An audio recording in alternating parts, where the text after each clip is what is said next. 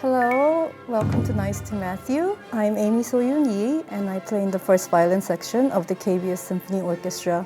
Joining me today is a phenomenal violinist from America who signed exclusively with Decca Classics at an astonishing age of 24. Please welcome Randall Gooseby. 안녕하세요.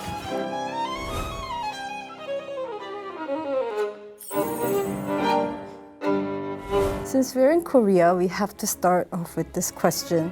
I heard you have Korean heritage, so could you tell us a little bit about your family background? I'm half Korean. My mother is my Korean side. Interestingly, she's full Korean, but she was born and raised in Japan. Oh, okay. Her grandparents on her mother's side were from Busan and immigrated to Japan for work. So she's third generation Korean living in Japan.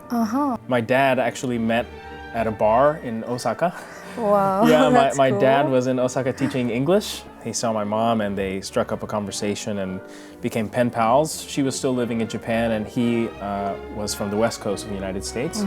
There was a big earthquake in Japan and they lost touch for a little bit, which was obviously very scary for both of them. Once they got back in touch, my dad said, "Hey, meet me in Hawaii." He proposed, they got engaged. Oh, that's so romantic. Yeah, it's a really sweet story. So yeah, as far as my relationship to Korea, this is only the second time that I've ever been. To say those few Korean phrases or words Oh, that you know. you're gonna put me on the spot. 안녕하세요, 랜들입니다. Oh, that's so great. Yeah. 사랑해요. 맛있어요. Wow. I think that's the limit. You know, you sound really good. Like your pronunciation is Oh, really? really good. But yeah. I absorbed some from all the Korean dramas that my mom used to watch. Right. I mean, that seems to be how people learn Korean these think days all so. over the world. Yeah. So how did you first start playing the violin? 7 years old, and my family and I were living in Jacksonville, Florida. My mom, growing up in Japan, always had an opportunity to learn an instrument. So she had piano lessons and she had voice lessons growing up, but she realized myself and my siblings were in school that we didn't have like any mandatory musical training. Right. So very important to her that we learn to play an instrument. So she said, you guys have no choice, you're gonna learn, but you can choose what you learn. So I chose violin for no reason. I still don't know why. Maybe It was fate.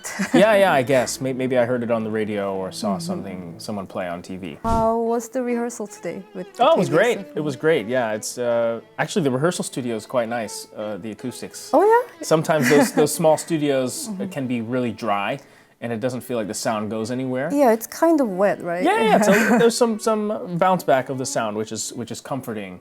I also enjoy facing the orchestra in the first rehearsal. Sometimes when you're in a concert hall, you want to just face into the hall and feel what it's like, but we have that chance tomorrow. No, it was great. The orchestra was extremely responsive. So let's get into the piece a little bit. Sure. So you're obviously playing the Tchaikovsky Violin Concerto, which is like bread and butter of violin repertoire, or could be like rice for Korean. Sure, yeah, that's a great analogy.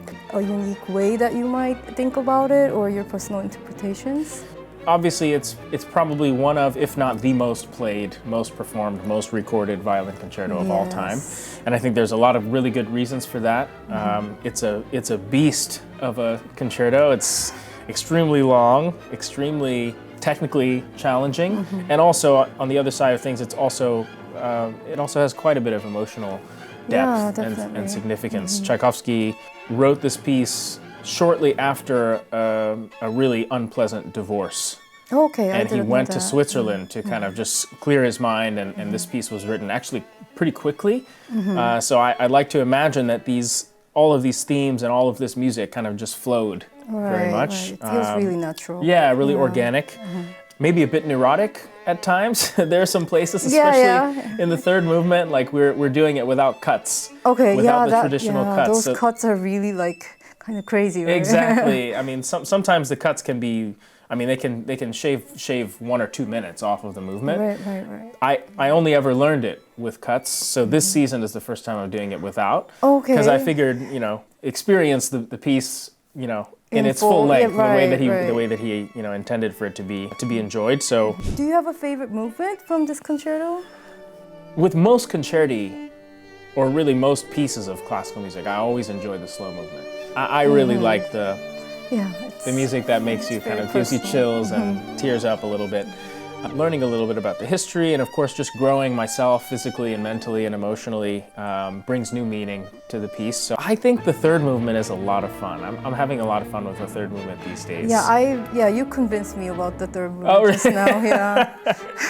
If you could restart your life from the beginning, would you choose another profession? I do wish that I stuck with piano.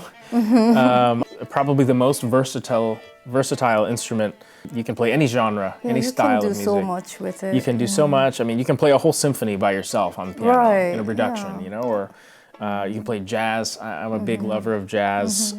But I think if it were not music, it would definitely be something sports related. I always Okay. have loved sports from when I was a kid. I played a lot of basketball when I was in high school. I actually broke one of my fingers Oh, really? playing basketball. It was a really minor Okay. break, which I was very lucky that was the case. But nowadays, I'm really into golf. Okay. Because professional golfers, it's a lot like classical music. A lot of them start when they're kids, small really? kids. Oh, I didn't know. I think golf is a lot more stressful. Okay. Right. You can lose money playing That's scary. tournaments. It is scary. At least we don't lose money Exactly. when we play, right? It doesn't matter how badly you play. You know, you might not be invited back if you play really badly, but you're still Right. going to get paid for that concert. Right. And again, I think spiritually, emotionally, to do something as a career that really fulfills those parts of you, I think is a really unique and special opportunity. So it's hard to imagine something see. different. Yeah, you're a true musician at heart. Thanks for joining me, Randall. 감사합니다. 감사합니다. Thank you so much for watching, and I really hope you enjoy the KBS Symphony YouTube channel.